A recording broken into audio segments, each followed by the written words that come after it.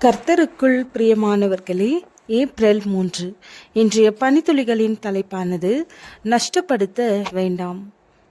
வசனம் 1 கொரிந்தியர் 6வது அதிகாரம் 8வது வசனம். நீங்களே அநியாயம் செய்கிறீர்கள், நஷ்டப்படுத்துகிறீர்கள், சகோதரருக்கும் அப்படி செய்கிறீர்களே. நாம் அனைவருமே வங்கி சேவைகளை பயன்படுத்துகிறோம். முன்னொரு காலத்தில் பெரும்பாலானவர்களிடம் வங்கி கணக்கு இருக்காது.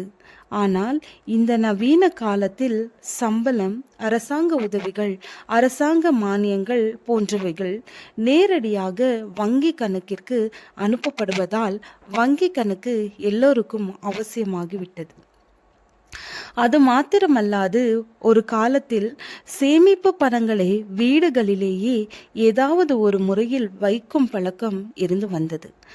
ஆனால் இப்பொழுது அநேகர் தங்கள் சேமிக்கும் பணத்தை வங்கிகளில் தொடர் வைப்பு தொகையாகவோ, சேமிப்பு கணக்கிலோ அல்லது நிரந்தர வைப்பு தொகையிலோ சேமித்து வைக்கின்றனர். இதனால் தாங்கள் சேமிக்கும் பணத்திற்கு வருடாந்திர வட்டியும் பெறுகின்றனர். சேமிப்பு பழக்கம் ஒரு நல்ல பழக்கம். இதை நம் சிறுவர்களுக்கு கற்றுக் கொடுப்பது நல்லது. சோம்பேறியே, நீ எறும்பினிடத்தில் போய் அதன் வழியை பார்த்து ஞானத்தை கற்றுக்கொள்.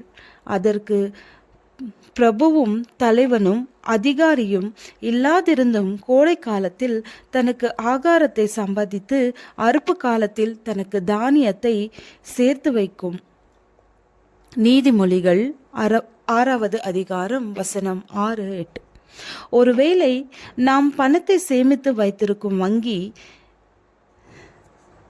திவால் ஆகிவிட்டால் என்ன நடக்கும்? சேமித்த பணம் கிடைக்குமா, கிடைக்காதா? இப்படி நடப்பதற்கு வாய்ப்புகள் இருப்பதால் எல்லா வங்கிகளும் கண்டிப்பாக தங்களது வங்கி சேமிப்புகள் அனைத்தையும் மத்திய அரசின் நேரடி கண்காணிப்பில் இயங்கும் காப்பீடு நிறுவனத்தில் காப்பீடு செய்து வருடா வருடம் அதற்கான தொகையை செலுத்த வேண்டும். எனவே ஒரு வங்கி எதிர்பாராத விதமாக திவால் ஆகிவிட்டால் நம்முடைய சேமிப்பு 5 லட்சத்திற்கு குறைவாக இருந்தால் முழு பணமும் கிடைக்கும். பொதுமக்கள் நஷ்டப்படக்கூடாது என்று ஒரு அக்கறையோடு மத்திய அரசாங்கம் செயல்படுகிறது. நாம் நம் குடும்பத்திலோ, ஸ்தாபனங்களிலோ, சபைகளிலோ பணத்தை கையாளும் பொறுப்பை வகிக்க வேண்டிய சூழ்நிலை ஏற்படுகிறது. அச்சமயங்களில் பணத்திற்குரியவர்கள் எந்த விதத்திலும் நஷ்டமடையக்கூடாது என்ற உயரிய எண்ணத்தில் வாழ்கின்றீர்களா? அல்லது பணத்தை பொறுப்பற்ற முறையில் கையாண்டு நஷ்டத்தை உண்டு பண்ணுகிறீர்களா?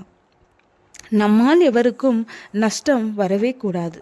உண்மையாகவும் முன்னெச்சரிக்கையாகவும் செயல்படுவோமா?